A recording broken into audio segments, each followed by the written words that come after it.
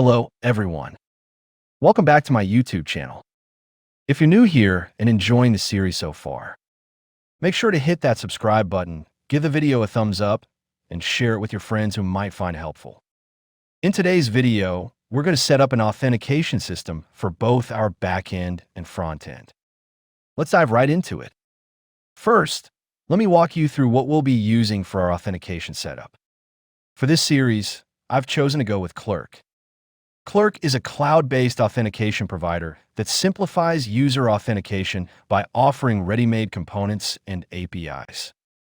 It's designed to save developers time and effort, especially for projects that need secure sign-in, user management, and session handling. One of the best parts about Clerk is that it offers a free forever plan. This is perfect for small production projects or for use in development environments. Now that you know what we're using, let's head over to the Clerk website and set up the necessary configuration. As always, I've included the link in the video description below. If you haven't created an account yet, go ahead and do that first. I already have an account, so I'll log in quickly. Once you're logged in, you'll notice that no application has been created yet. Click on the large Create Application button. Under Application Name, enter any name you prefer for your app. For this tutorial, I'll name it Dashboard Series. Scroll down to the Sign-in Options section and uncheck all pre-selected options. Then, scroll a bit further down until you find the Discord option. Check that box. Click Create Application. Once you're done, your application has now been successfully created. Next, we need to configure the settings for Discord Auth 2 authentication. Navigate to the Configure tab, then click on SSO Connections. Here, you'll find the Discord option. Click on it to expand the settings. Enable Use Custom Credentials by checking the box. Now we need to retrieve our bot credentials from Discord. To do this, visit the Discord developer portal. The link is also in the description. Select the application you created earlier. In the left sidebar, click on the Auth 2 tab. Copy your client ID and paste it into the corresponding field in Clerk. Then, reset your client's secret. Remember, never share this key publicly. Copy the new secret and paste it into Clerk's client secret field. Next, go back to the Clerk site and copy the redirect URI provided. Head back to the Discord developer portal and add this URI to the list of allowed redirects. Make sure to save your changes after pasting the redirect URI. After that, we'll need to add one more scope, the guild scope. Don't forget to click the Update button to save all the new settings. Now let's move on to implementation by checking out Clerk's official documentation. As always, the documentation link is in the description. Open your project in Visual Studio Code and open a new terminal window. Navigate into your backend folder using the cd command. In the Express documentation, copy the first installation command and paste it into your terminal. Let the installation process complete. Once it's finished, scroll down to the next section of the docs. Here we need to copy our Clerk API keys and store them in our .env file. Click on the API keys link. It's underlined in the docs. In the drop-down menu, select Express. Click on the clipboard icon to copy the keys, then paste them into your .env file located in the backend folder.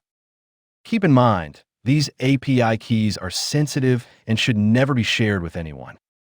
Now close the API keys tab. We don't need it anymore. Next, we need to add Clerk's middleware to our app. Copy the highlighted middleware code from the docs. Open your app.js file and paste the code just below the last app use line. Don't forget to also import the Clerk middleware at the top of the file. In the final section of the docs, you'll see how to protect routes and retrieve user data. We'll come back to this part after we finish setting up the front end. Let's now open Clerk's documentation for React integration. The first section suggests creating a project using Vite, which we've already done. In VS Code, open a new terminal and navigate into your frontend folder. Copy the installation command from the second section of the docs and run it in the terminal. wait for the installation to finish. Now, create a .env file in the root of the frontend folder.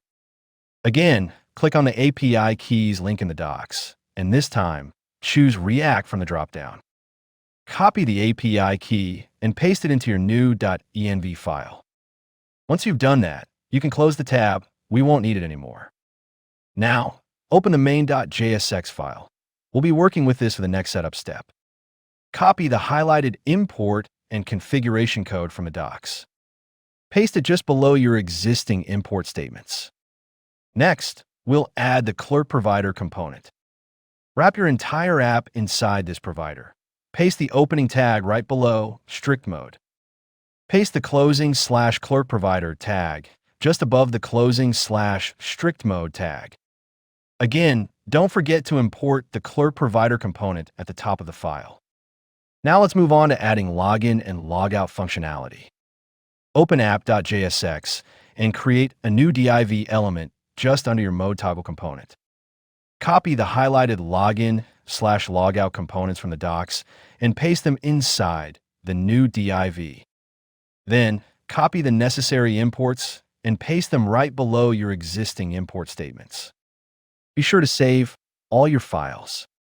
Awesome! We've now successfully set up Clerk authentication for both the backend and frontend. Let's test everything to make sure it's working correctly. Start your frontend development server, and if you want, also run your backend server.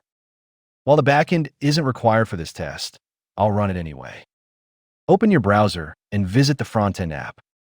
Everything should look fine. You'll notice the sign-in button is there, but it doesn't have any styling. Let's fix that by styling it using our custom button component. Once styled, the button should look much better. Now, click on the sign-in button. You'll be redirected to Clerk's login page, where you can sign in using Discord. Click on Continue with Discord. A consent screen will appear. This is where you authorize your app to access your Discord account. Click the Authorize button, and you'll be redirected back to your app's homepage. You'll now see a user icon. Click it, and a pop-up will appear where you can manage your account or sign out. Now, let's go back to the backend and explore how to protect routes and retrieve authenticated user data. Revisit Clerk's Express documentation and scroll to the last section. We're going to implement this part now.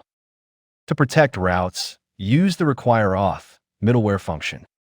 This middleware works like Clerk middleware, but also ensures that only authenticated users can access certain routes.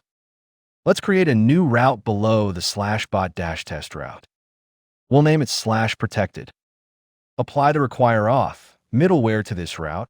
It will automatically redirect unauthenticated users to the sign-in page. Remember to import the middleware at the top. Next, define an async function for the route handler with req and res as parameters. Inside the route, we need to retrieve the current user's ID. To do that, call the getAuth function and pass in the req object. This function reads the session from the request and returns the authenticated user session data. We'll use object destructuring to extract just the user ID. This user ID is a unique identifier that Clerk assigns to every user account. Import the getAuth function at the top of the file if you haven't already. Now that we have the user ID, let's fetch the complete user profile from Clerk. To do that, call Clerk client.users.getUser, user ID. This returns a detailed user object. Since this function is asynchronous, we need to use the await keyword. Also, import the Clerk client object from Clerk. The returned user object includes valuable information like the user's email address, full name, profile picture, and more. Finally, we send this user data back to the client as a JSON response.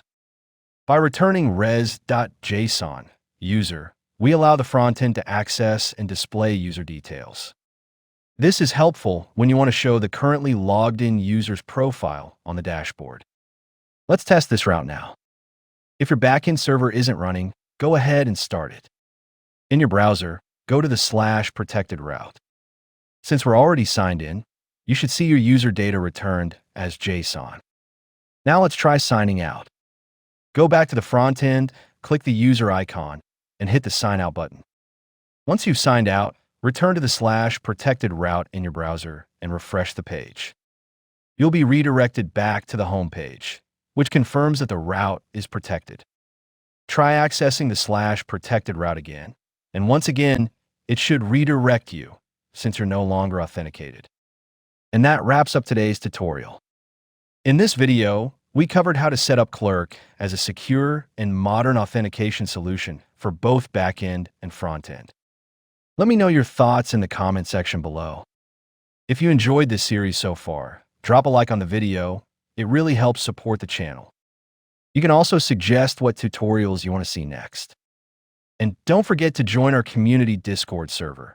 The link is in the description. If you're new here or excited about what's coming up in the series, be sure to subscribe, hit the like button, and turn on the notification bell so you never miss an update. That's it for today's video. Thank you so much for watching. I'll see you in the next one. Bye-bye.